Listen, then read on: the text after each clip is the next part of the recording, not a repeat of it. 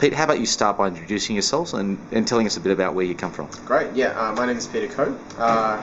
I'm 3 years into a church plant in Kingsgrove in the southwest of Sydney, and we are a church plant that was a joint venture of an Anglican parish of Beverly Hills Kingsgrove and Chinese Christian Church, wanting to do mission in the growing area around, especially around Hurstville, where there's a lot of Chinese migrants. So we started 3 years ago with a view of establishing a church and growing the gospel ministry amongst especially mainland Chinese, as well as their children and their families, and it's been going on for the last 3 years.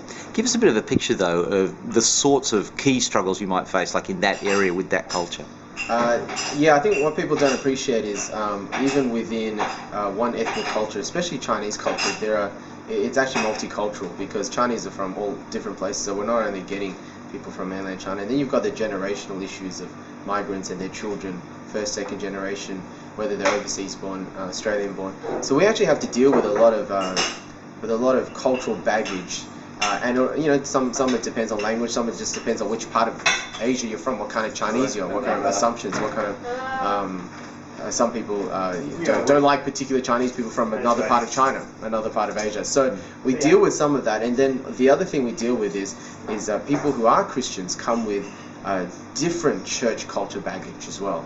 And as well, with any church plant, you get people who join you who are just running away from their old churches. Others who join you for a mission, but they have a particular view of what mission should be. So trying to balance all of that, as well as do ministry in 2 languages.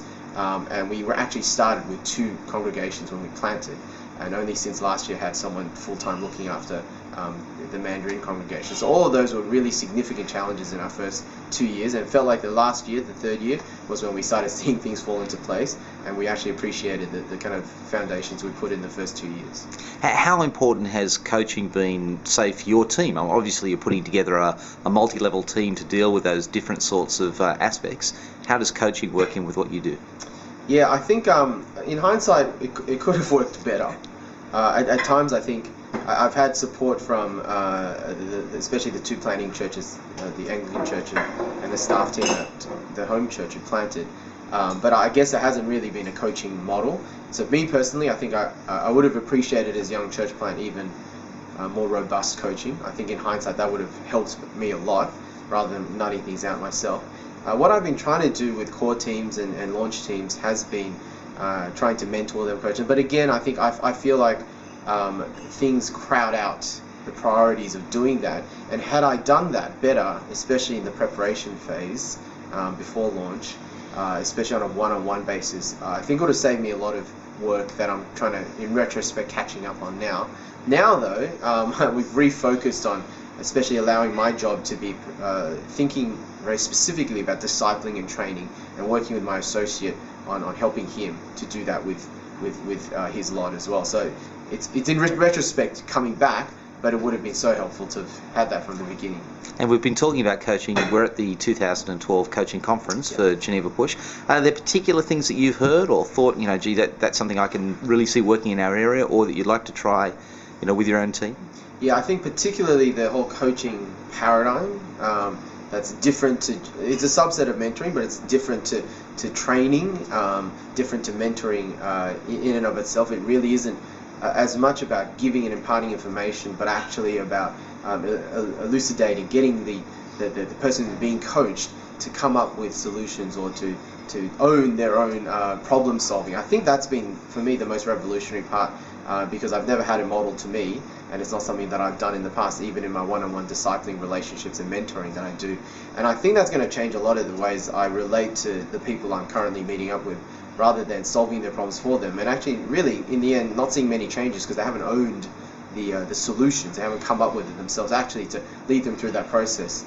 And I can see that's going to help tremendously also in any potential church planters that I get the privilege of coaching.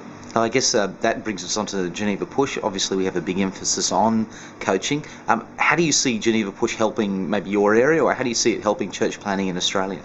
Yeah, I think it's going to be fabulous I just think that the ministry philosophy of Geneva Push, especially the assessing and coaching, I haven't really been privy to the assessment part up to now, I'm sure I will, but the coaching part of having that coaching a year prior to some churches launching 2 or 3 years afterwards, hooking people up with coaches to regularly meet with them, that's going to be so crucial. It's the kind of thing where I guess if I had it, have had it again 3 years ago, that's exactly what I would have asked for and really sought. I think also I would love to see Geneva expand into the networks that I'm more personally involved in, especially the Chinese church networks, the Rice networks. There are up and coming, probably in the next 5 years or so, going to be a lot of young men wanting to plant churches, or they already want to now, but they're going to step into that. And I would just love to see them get into what Geneva has to offer.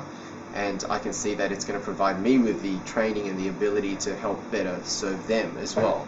And we really hope that Geneva can tap into that network that I'm a part of, and see healthy churches reach out to the ethnic groups in Australia as well as part of the mission of what we want to see happen.